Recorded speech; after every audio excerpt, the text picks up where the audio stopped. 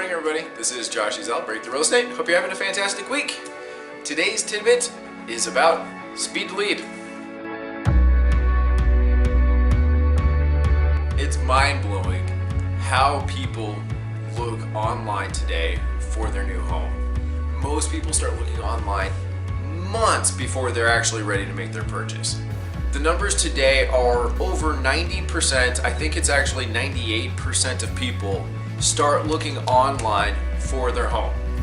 As realtors, we have no choice but to be everywhere our clients are, right? So it's mandatory today for us agents to have a great place online for our clients to go and look for homes.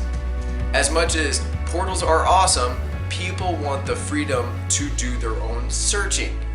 Now, as if that wasn't difficult enough, because we're realtors. We're not tech people, we're not web people, but that's part of our business, right?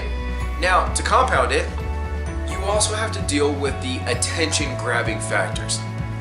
People online today will only stay on a website 2 to maybe 5 minutes before they're moving on to other stuff. Now, that is literally our window of opportunity to grab them. Now, I'm sure you've heard speed to lead before. We all have. But when it boils down to it, that's why. You want to catch your leads while they're still at their computer. If you can catch them while they're still looking for property, you have the most prime, warm entry to a lead possible. If you wait an hour, they've moved on. If you wait 24 hours, they don't even know which website or what you're even referring to at that moment. If you could catch them within 2 minutes while they're still on their computer looking at homes, they're yours. Great job. That's the goal for everybody this week.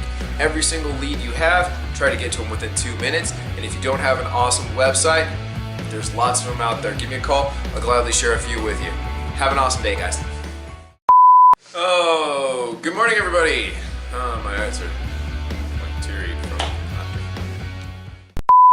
Isn't it